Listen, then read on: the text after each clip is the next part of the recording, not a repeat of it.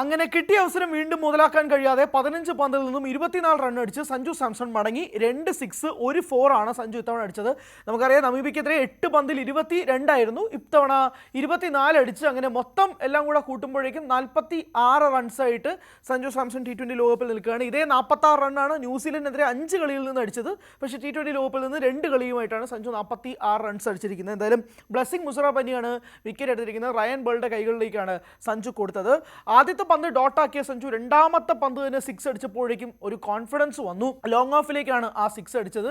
അത് സത്യം പറഞ്ഞാൽ നല്ലൊരു ഷോട്ടായിരുന്നു. പിന്നെ അത് കഴിഞ്ഞ് മിഡ് വിക്കറ്റിലൂടെ ഒരു 6 അടിച്ചു. ഒരു തേർഡ് മാൻ്റെയും പോയിന്റിലൂടെ ഇടയിലൂടെ ഒരു 4 അടിച്ചു. ഇതാണ് സഞ്ജുവിൻ്റെ ബൗണ്ടറി കോൺട്രിബ്യൂഷൻ എന്ന് പറയുന്നത്. പക്ഷേ അപ്പുറത്ത് നിൽക്കുന്ന അഭിഷേക് ശർമ്മ നന്നായിട്ട് കളിക്കുന്നുണ്ട് എന്നതും കൂടി എടുത്ത് പറയേണ്ടി വരും. അഭിഷേക് താളം കിട്ടി. ഒരു പക്ഷേ ഈ T20 ലോകകപ്പിലെ ഏറ്റവും ഉയർന്ന വ്യക്തിഗത ടോട്ടൽ അഭിഷേകിൻ്റെ തന്നെ റെക്കോർഡ് തിരുത്തി കുറിച്ചു. കഴിഞ്ഞ മത്സരത്തിൽ 15 ആയിരുന്നു, അത് ബീറ്റ് ചെയ്തിട്ടുണ്ട് എന്തായാലും അഭിഷേക് ശർമ്മ. എന്തായാലും അതാണ് നിലവിലത്തെ സാഹചര്യം.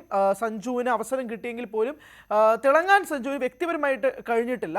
അവസരമുണ്ടായിരുന്നു, പക്ഷേ അതും കയ്യിൽ നിന്ന് പോയി. പക്ഷേ ഇന്ത്യക്ക് ഇതിൽ നിന്ന് കുറച്ചുണ്ടായ നേട്ടങ്ങളെക്കുറിച്ച് നമുക്കൊന്ന് സംസാരിക്കാം. ഒന്നാമത്തെ കാര്യം, ഇന്ത്യ അവരുടെ ഈ T20 ലോകകപ്പിലെ ഹയസ്റ്റ് പാർട്ട്ണർഷിപ്പ് ബിൽഡ് ചെയ്തിട്ടുണ്ട് എന്നതാണ് ഏറ്റവും പ്രധാനപ്പെട്ട പോയിന്റ്. 47 റൺസിന് വിക്കറ്റ് പോകുമ്പോഴേക്കും highest wicket partnership Sanju Abhishek ശർമ്മയിലൂടെ നേടി.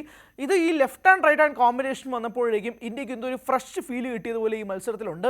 അഭിഷേക് ശർമ്മ ആദ്യത്തെ പന്തിൽ തന്നെ അടിക്കാതെ തനിക്ക് വേണ്ടി സെറ്റ് ചെയ്ത് വെച്ചിരുന്ന ഫീൽഡറുണ്ട്, ഡീപ്പ് പോയിന്റിലേക്ക് ഒരു ഫീൽഡർ ഉണ്ടായിരുന്നു. പക്ഷേ അഭിഷേക് തട്ടി വിട്ടൊരു സിംഗിൾ അടിച്ചു.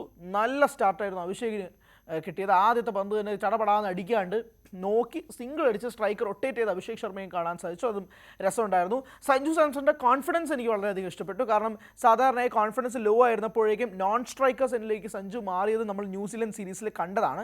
പക്ഷേ ഇത്തവണ ഞാൻ തന്നെ സ്ട്രൈക്ക് എടുക്കാമെന്ന് പറഞ്ഞുകൊണ്ടാണ് സഞ്ജു വന്നത്. ആ ഒരു കോൺഫിഡൻസ് മീറ്റർ നന്നായിട്ട് വർക്കായി. പിന്നെ ഈ അഭിഷേക് ശർമ്മ ഇഷാൻ കിഷൻ കോമ്പിനേഷനിൽ എപ്പോഴും ആദ്യത്തെ ഓവറിൽ ഒരു വിക്കറ്റ് പോകും, അല്ലെങ്കിൽ ഒരു 9 റൺസാണ് അവരുടെ ഹയസ്റ്റ് പാർട്ട്ണർഷിപ്പ് എന്ന് പറയുന്നത്. അത് ബ്രേക്ക് ചെയ്തുകൊണ്ട് 47 എത്തിയപ്പോഴേക്കും ഒരു ഫ്രഷ് ഫീൽ ഇന്ത്യൻ സ്റ്റാർട്ടിന് കിട്ടിയിട്ടുണ്ടെന്നും പറയാതിരിക്കാൻ പറ്റില്ല. അതുകൊണ്ട് സഞ്ജു പുറത്തായി എന്ന് പറയുമ്പോൾ പോലും ഇന്ത്യക്കൊരു ചെറിയ ഉണർവ് അതിലൂടെ കിട്ടിയിട്ടുണ്ടെന്ന് പറയാതിരിക്കാൻ വയ്യ. ഇനി സഞ്ജു അടുത്ത കളി കളിക്കുമോ ഇല്ലയോ ഒന്നും അറിയില്ല. കാരണം അടുത്ത കളി കളിക്കാൻ മാത്രമുള്ള ഗംഭീരമായ കളിയാണോ സഞ്ജു കളിച്ചതെന്ന് ചോദിച്ചാൽ ഇല്ല എന്നാണ് മറുപടി. വീണ്ടും ഒരു 20 എത്തുമ്പോഴേക്കും 30s പോലും കൺവേർട്ട് ചെയ്യാൻ കഴിയാതെ സഞ്ജു പോകുന്നു. സിക്സറിനുള്ള ശ്രമമായിരുന്നു. റയൻ ബോൾ അവിടെ ഡീപ്പ് മിഡ് വിക്കറ്റിൽ സഞ്ജുവിൻ്റെ പന്തിന് വേണ്ടി കാത്തിരിക്കുകയായിരുന്നു. സെറ്റ് ചെയ്ത ഫീൽഡായിരുന്നു. കൃത്യമായിട്ട് ചെസ്റ്റ് ഒരു വേസ്റ്റ് ഹൈറ്റിൽ പിച്ച് ചെയ്ത് വന്ന പന്ത് സഞ്ജു പുൾ ചെയ്യാൻ ശ്രമിക്കുന്നു, കണക്ഷൻ കിട്ടുന്നില്ല. നേരെ റയൻ ബോളുടെ കൈകളിലേക്ക് ആ പന്ത് പോകുന്നു, സഞ്ജു പുറത്താവുന്നു. ഇതാണ് നമ്മൾ കണ്ടത്. എന്തായാലും സഞ്ജു പുറത്താവുന്നതോടുകൂടി ഇന്ത്യയുടെ ആദ്യത്തെ വിക്കറ്റ് പോകുന്നുണ്ട്. പക്ഷേ റൺ റേറ്റിൽ കുറവൊന്നും വരുന്നില്ല എന്നതും കൂടി പറയട്ടെ.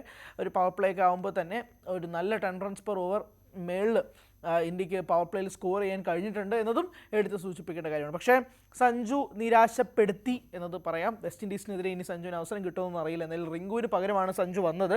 ഇനി റിങ്കുവിന് വെസ്റ്റ് ഇൻഡീസിനെതിരെ മത്സരത്തിൽ കളിപ്പിക്കുമെന്നും അറിയില്ല. ഫാമിലി ഇഷ്യൂസ് കാരണം മാത്രമാണ് റിങ്കു പോയത്, അല്ലാതെ വ്യക്തിപരമായ റിങ്കുവിന് ഒരു പ്രശ്നവുമില്ല. ഇനി റിങ്കുവിനെ തിരികെ കൊണ്ടുവരുമോ ഇല്ലയോ, ഇനി അഭിഷേക് ശർമ്മ ഇഷാൻ കിഷൻ ഓപ്പണിംഗ് കൂട്ടുകെട്ട് തന്നെ തുടരുമോ ഇല്ലയോ എന്നൊന്നും അറിയില്ല. അതൊക്കെ കാണേണ്ട കാഴ്ചയാണ്. പക്ഷേ സഞ്ജുവിൻ്റെ ഇന്നിങ്സിനെ നിങ്ങൾ എങ്ങനെ വിലയിരുത്തുന്നു?